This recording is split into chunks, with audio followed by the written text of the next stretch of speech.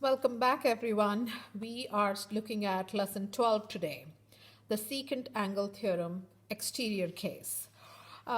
So before we look at the exterior case, let's try and remind ourselves what the secant angle theorem interior case looks like. So I am just going to draw a diagram here. So this is my secant angle theorem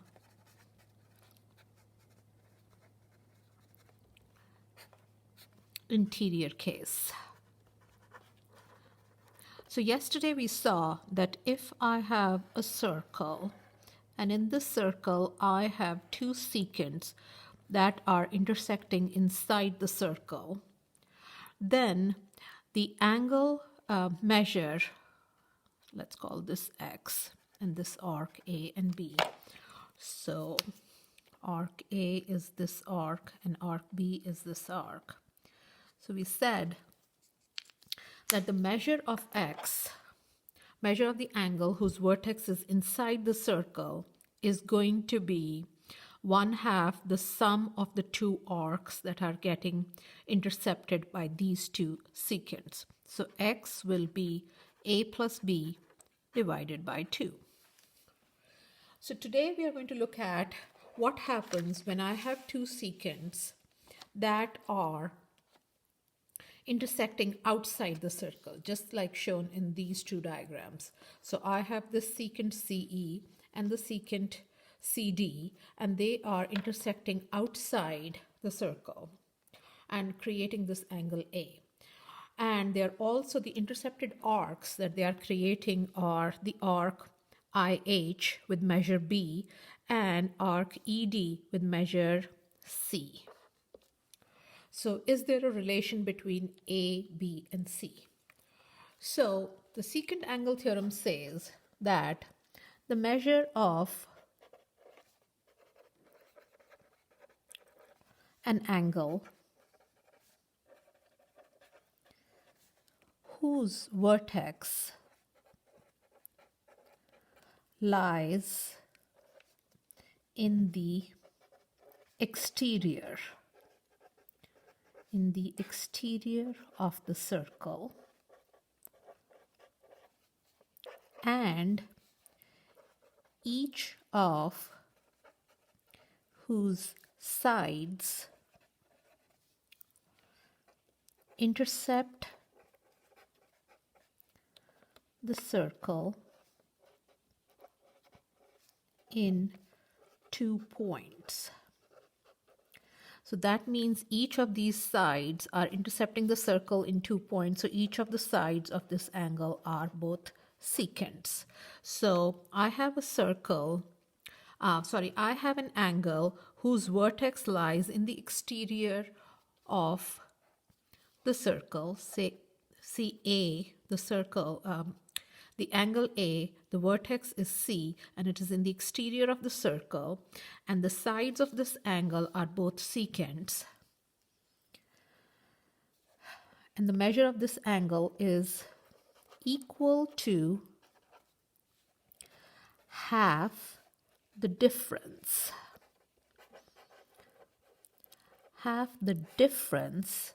of the angle measures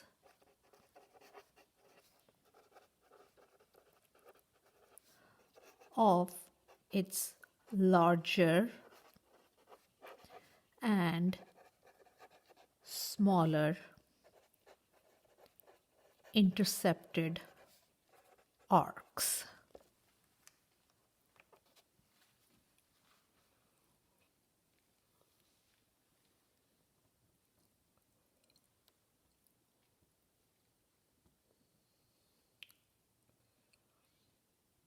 So let's try and understand what this theorem is saying in context of looking at a diagram.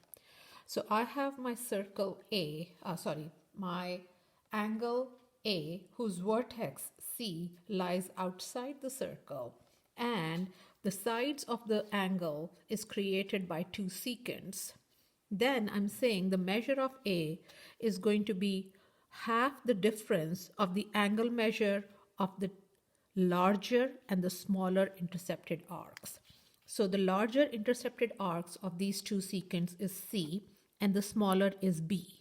So what I'm saying is A will be equal to the difference of the larger and the smaller intercepted arcs and 1/2 of that. So look how my interior case was. I was adding the two intercepted arcs and taking the half of that to get this angle measure when my two secants are intercepted inside the circle and the angle is getting created inside the circle. So similarly here, I have two secants, CE and CD are the two secants, and they are intersecting outside the circle, and the angle A that is getting formed by the intersection of these two secants, that A is making, and these two secants, the intersected arcs of the intercepted arcs of these two tangents, the intercepted arcs of these two secants are C and B. So I'm again going to say that the measure of A is going to be C minus B over 2. Take a minute and understand what the secant angle theorem exterior case is and how is it different from the secant angle theorem interior case. So you can pause the video here, go back and understand the theorem and understand what A, B, and C are.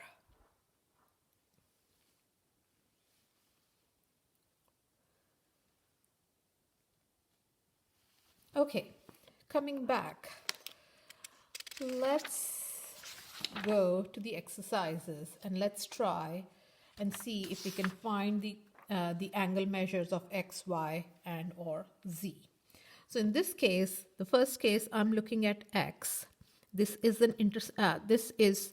secant angle theorem exterior case where my two secants are getting intercepted outside the circle, and I can clearly see that my X is the difference of the two arcs, so 82 minus 26 and 1/2 of that. So that is going to give me 56 over 2, so that is 28 degrees. So the measure of angle X is 28 degrees. Now let's look at number 2.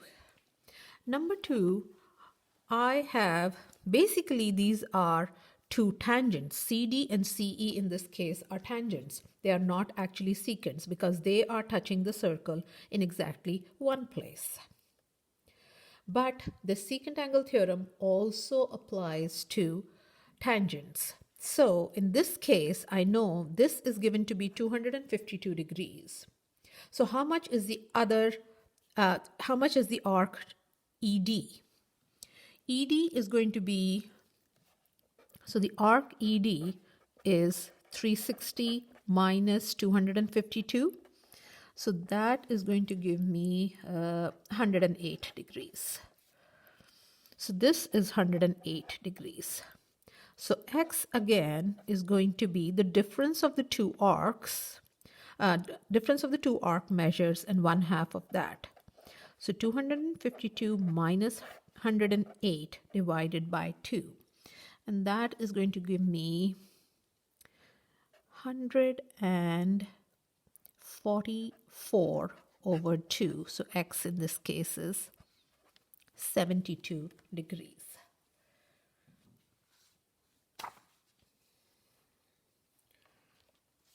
So if you want, you can try 3 and 4 on your own. So you can pause the video right here and go ahead and try 3 and 4 on your own.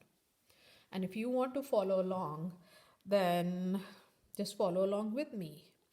Okay, in number 3, I am looking at two secants, BC and BD, that is intersecting my circle is in 2 points, but also I'm looking to see that BC and BD are equal in length. They're given to be equal in length. Again, they're asking me to find the angle X. So this is a little different.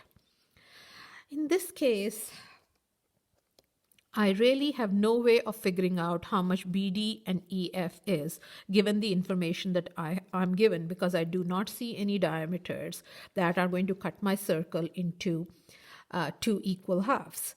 So what I'm thinking is, let's connect B and D, because at least then we get a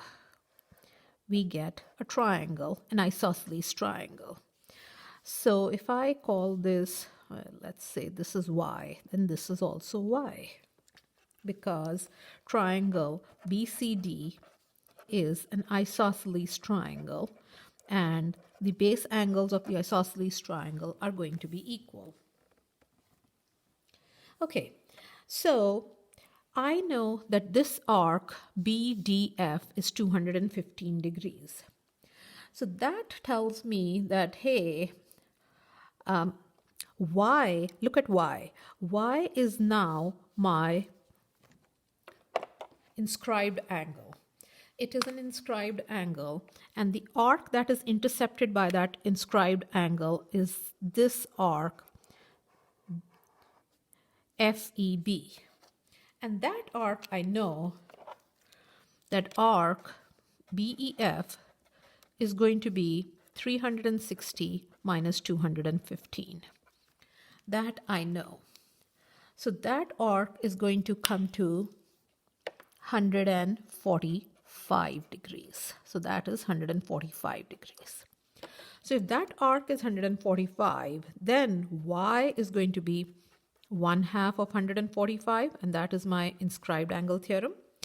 So that is going to be 72.5 degrees. So each of this angle is 72.5 degrees. Now, do you see where I'm going with this? Now I know that X plus Y should be 180 degrees. So X plus 72.5 plus 72.5 should be 180.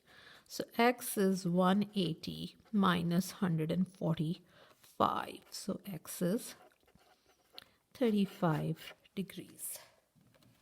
That is what I get for X. X is 35 degrees. Okay, let's look at 4 together. In 4, I am given that this angle is 66 degrees. And they're asking me to find the measure of X, Y, and Z. Also, what is given is parallel lines. So I'm going to highlight my parallel lines. Here are my parallel lines. Okay.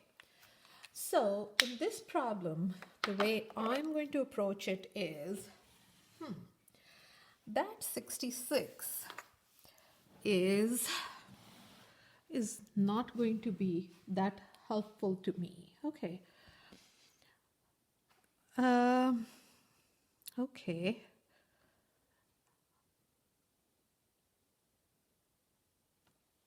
Well, okay, I'm going to go back to inscribed angles. I can see X, Y, and Z. All 3 of them are inscribed angles. So the intercepted arc here, BE, is going to be 2X. BD is going to be 2Y. And DE is 2Z.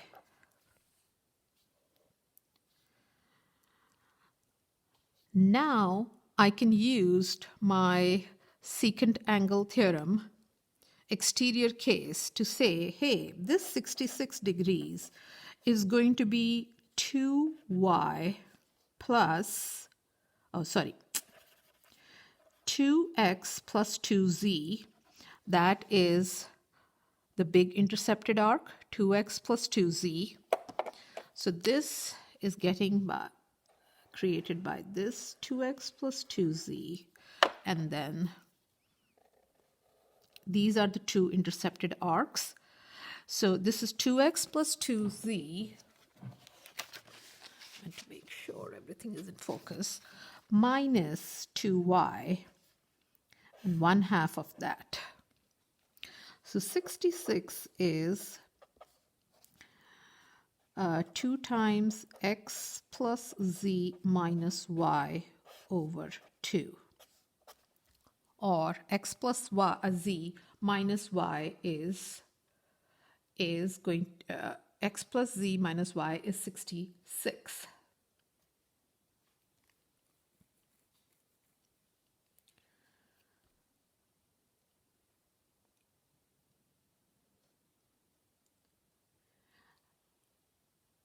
So I can say, hey, let's see, x plus z is just 66 plus y.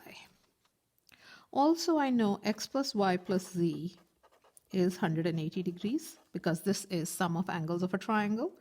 So that tells me that x plus z is 66 plus y. So I'm going to substitute 66 plus y for x plus z plus y is 180 degrees.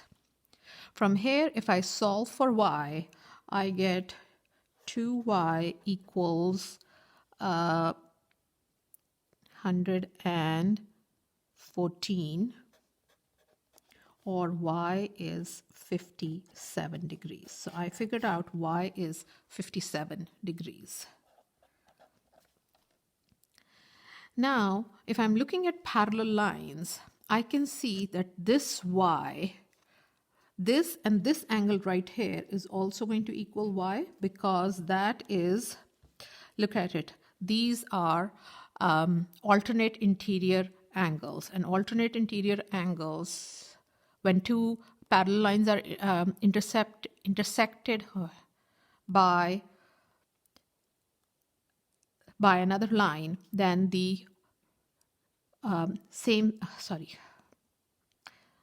opposite interior angles are equal. So this is y. Okay, look at this angle right here. This angle is an angle that is getting created by a tangent CD and a secant BD.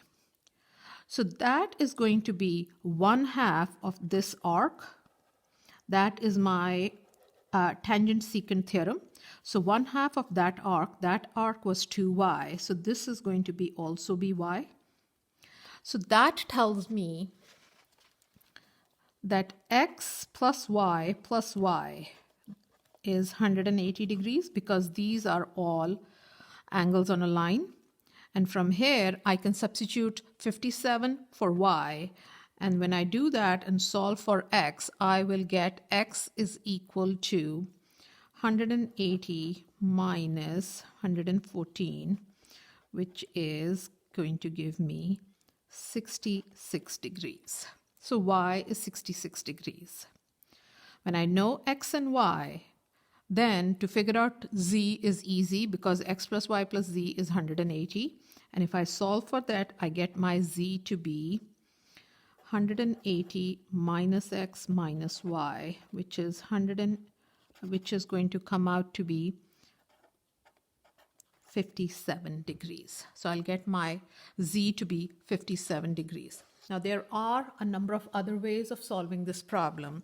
And if you found a way which is easier than the way that I have shown here, go ahead and explain your way for this problem on the questions document.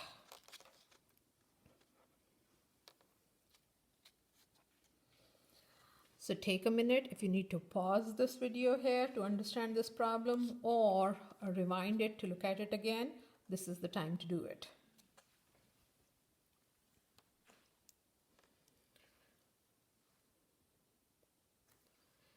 Okay, so far we have looked at inscribed angle theorems and a number of, and its family of theorems that have come with it. So my secant angle theorem, tangent angle theorem, the secant angle interior and exterior case. So at this point, I would like to just use this graphic organizer to note all these theorems again together in one place. So let's start with the inscribed angle theorem. What I'm noticing here is how the two shapes overlap. So I am looking at intersection that of the two segments, this segment and this segment, and they are intersecting, these two secants are intersecting on the circle. So intersection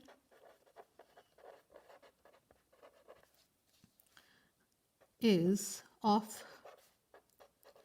the secants, or if you want to say chords, is on the circle. And when it is on the circle, I'm seeing what is the relationship between A, B, C, and D. I know this is just my inscribed angle theorem, that A is going to be 1/2 of B. That is just my inscribed angle theorem. Let's look at the next one. This is my secant tangent theorem. So I have a secant. I'm going to let me label it A, B, C. So I have a secant AC and a tangent CD, and they are creating this angle here, which I'm labeling A, and the intercepted arc here is B. So here again, the intersection of the tangent and secant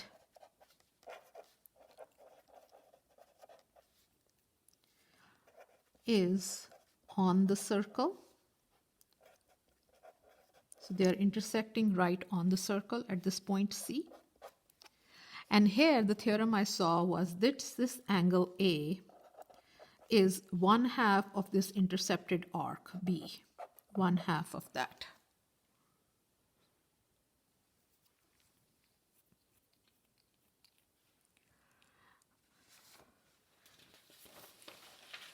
Next, I saw the secant angle theorem.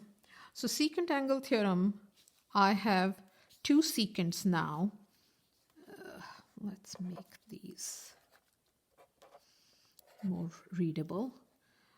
This is A, B, and C. So I have intersection of two secants in the interior of the circle this time. Interior of the circle.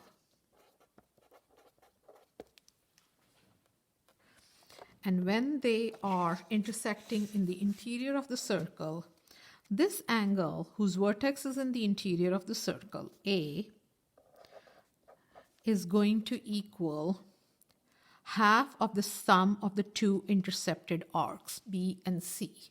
So it is going to be B over C, B plus C over 2. This is my secant angle theorem interior case.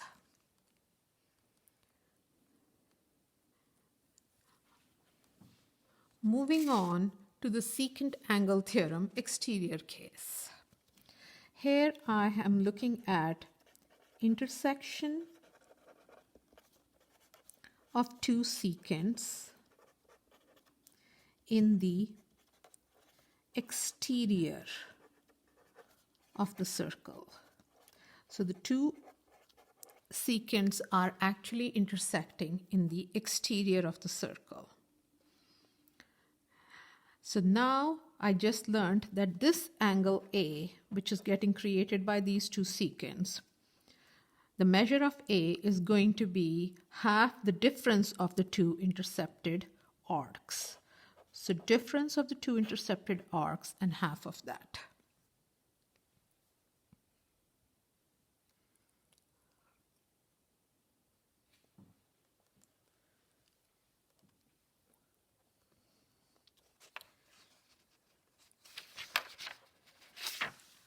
Now moving on to the last one here.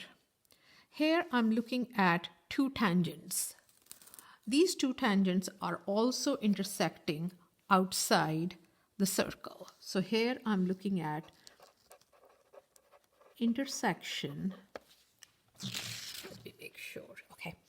Intersection of two tangents in the exterior of the circle. And as I mentioned before, when the intersection is outside, whether it is of secants or of tangents, the same secant angle theorem exterior case applies. So again, my measure of A is going to be the difference of the measure of the two arcs, C and B, and 1/2 of that.